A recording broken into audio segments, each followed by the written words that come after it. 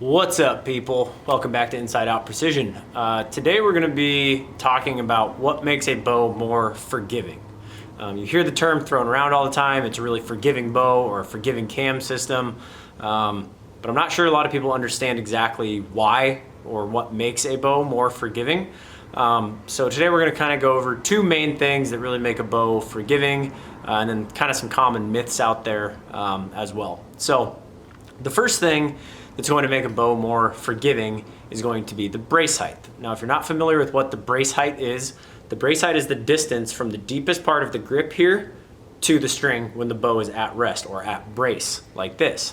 Now on hunting bows, most of your brace heights are going to be between, 5 inches is like the lowest that there is, I'm pretty sure, like the TX5 that Matthews made.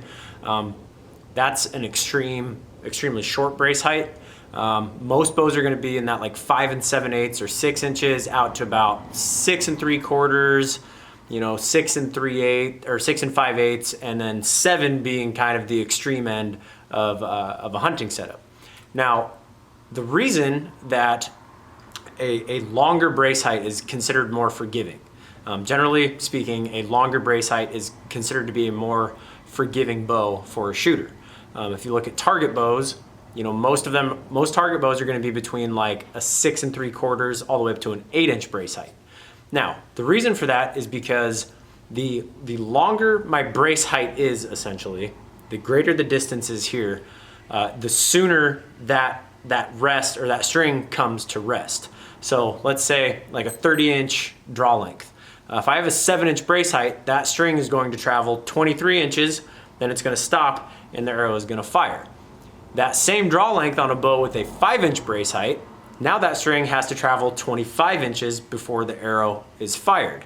Now, based on human reaction time, most of the mistakes are going to come in that last split second before that string comes to rest. We just can't react fast enough to really screw something up right at the beginning of the shot. Right? I'm sure we can. I'm sure I have. But generally speaking, most of the torque or dropping the bow arm out of the shot is going to come in that last split second.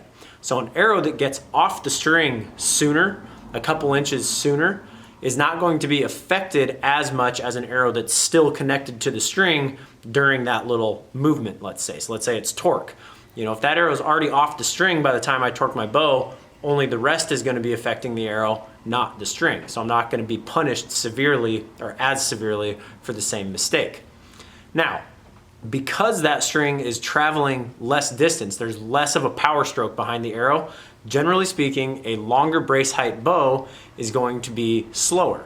So a lot of the times when you see the longer models of bows, like a 34, 35, 36-inch bow, they've got a 7.5-inch brace height. Usually their speed is slower, and that is strictly due to the amount of time that string is moving forward, thus transferring energy into the arrow. Conversely, a bow like this, so this is the VXR 28, has a 6-inch brace height. This string is gonna, again, on a 30-inch draw length with a 26-inch brace height, there's gonna be 24 inches of basically power stroke behind that arrow before it comes to rest. Whereas on a 7-inch brace height, I'd only get 23. So that extra inch is gonna give me more feet per second, thus making it a faster arrow. That is why, typically speaking, hunting model bows are going to have shorter brace heights, because for hunting, arrow speed is a factor. We want a flatter trajectory. We want to be, if we're shooting a heavy arrow, we want to be able to shoot that arrow at a decent speed, thus increasing our kinetic energy and momentum, equaling more dead animals, hopefully. Conversely, on the target side of things, speed generally is not a huge factor. If I'm shooting like indoor, if you look at like the TRX 38 or the TRX 40, they've got really high brace heights. And that's because when I'm just trying to punch, a penny size X out of the center of a target at 20 yards indoors, there's no factors, right? That target's not moving, there's no wind, speed is not an issue. All I want is accuracy. So an arrow that gets off that bow 2 inches sooner gives me less time to screw up that shot, basically. So that's why, you hear people say, oh, this bow is really forgiving. And usually if you look at the specs on that bow, it's probably gonna have somewhere between like a 6 3/4 and a 7 something brace height. Now, theoretically, out of a machine, there's nothing inherently more accurate about a longer versus shorter brace height. If I shot a bow with a 5-inch brace height out of a machine and a bow with an 8-inch brace height, let's just, in a perfect world, they're tuned exactly the same, shooting the same arrow. They're both going to shoot the same hole over and over and over again. Brace height really only comes into play when you factor in the human, basically, when you put the human factor into the shot, because we are not perfect.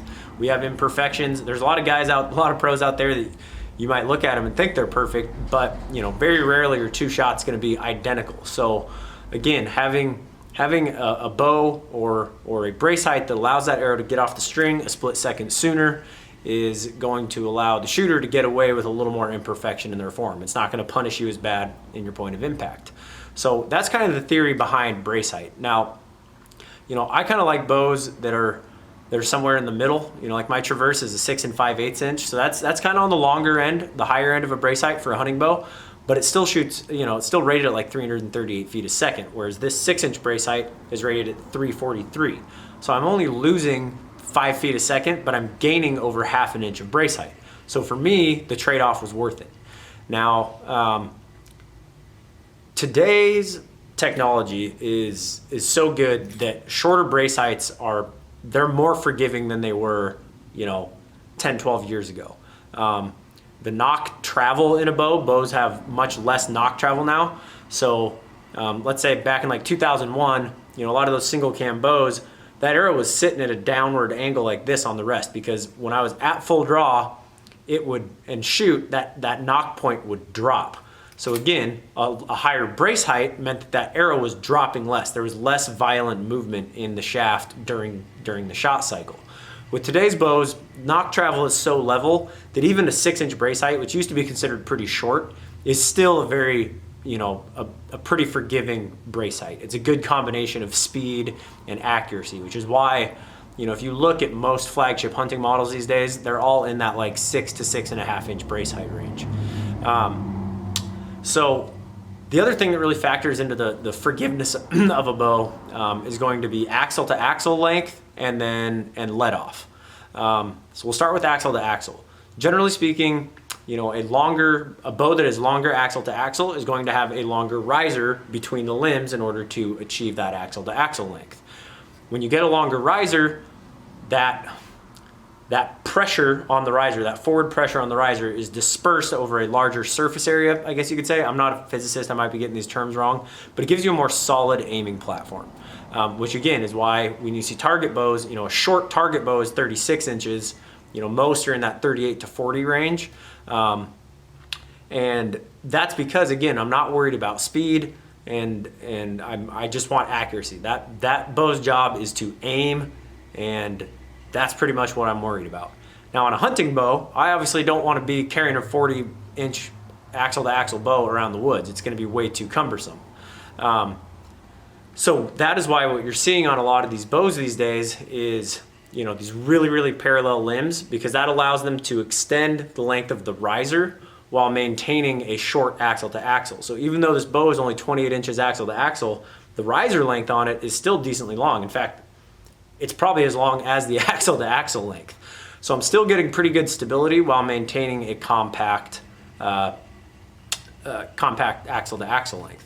Now, again, usually longer bows are going to have a longer brace height, so that kind of ties back into the brace height thing. Generally speaking, the longer you go, the higher the brace height's going to be, thus, kind of everything gets more forgiving. The third thing that plays into this is going to be the let off of a bow. So you've probably noticed some bows you can change the let off right on the module, other ones you have to buy specific modules. You can get like 85 or 75%, or change between 90 and 80% or 85%. And let off is kind of a tricky one. So I'm going to start with target archery and why you see lower let off in target bows. So most target bows are going to have anywhere from like a 65 to maybe a maximum 80% let off if it's a target specific model.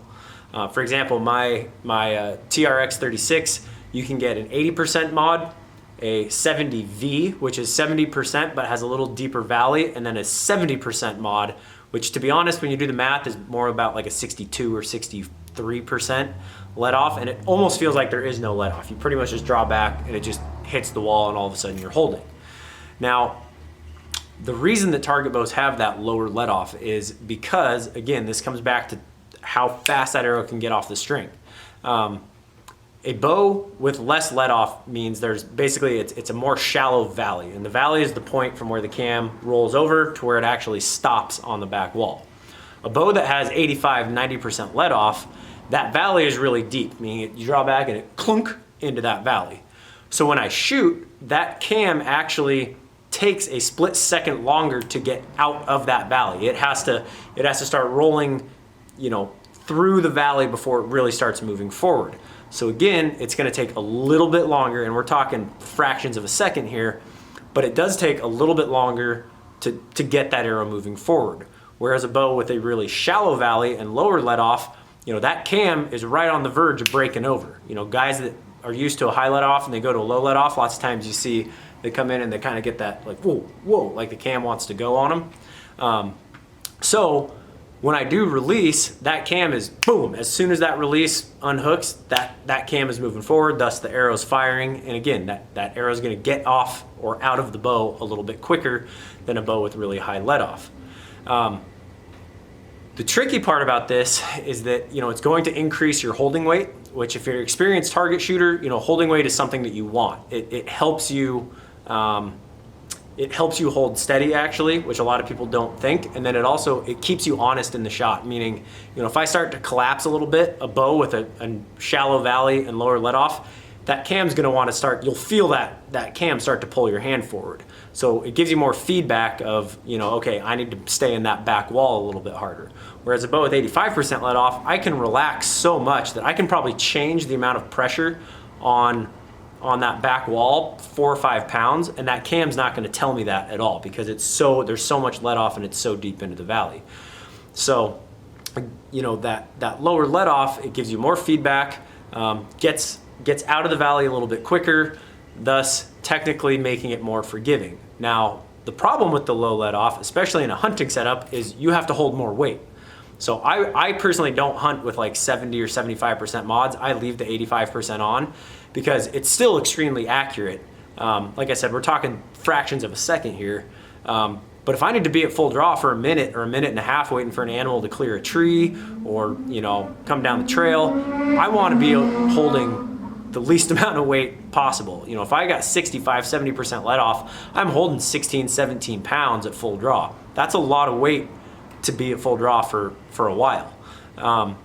The other problem is, especially with newer shooters, is that you get a lot more tired because it requires more effort on your part, more back tension to stay in that back wall. So a lot of people throw on lower let off mods, they get really jumpy, you know, like they start collapsing right before the shot goes off because they're not used to it. It takes more effort to keep against that back wall than it does with a higher let off. So while yes, lower let off is more forgiving, when you first go to it, it's gonna take some getting used to.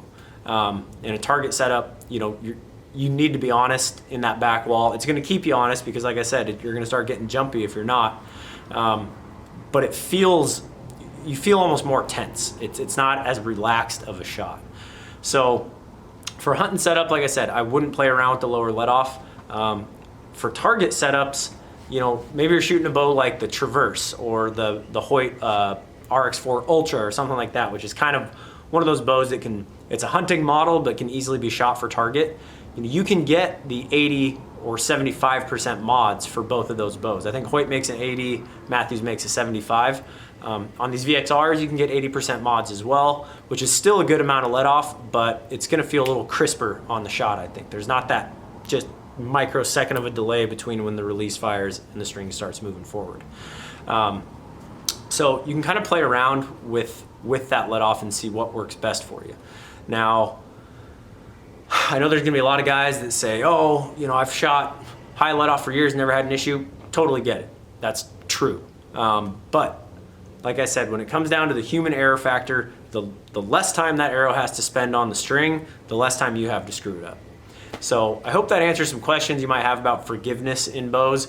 Like I said, out of a machine, they're all gonna shoot the same, but when you put the human dummy behind it, those factors, brace height, axle to axle length, and let off, will give you a little bit more forgiveness in your shot, and hopefully, more X's and less misses. So hope that answers some questions for you guys. If you have any more questions, hit the comment section below. If you haven't hit that subscribe button, please do so. Hit that bell so you get notifications. We post every week. Got a lot of videos on there, lots of information for you. We really appreciate all the love and the support. So until next time, guys, as usual, remember precision is a decision. Keep them in the middle, and I'll see you on the range.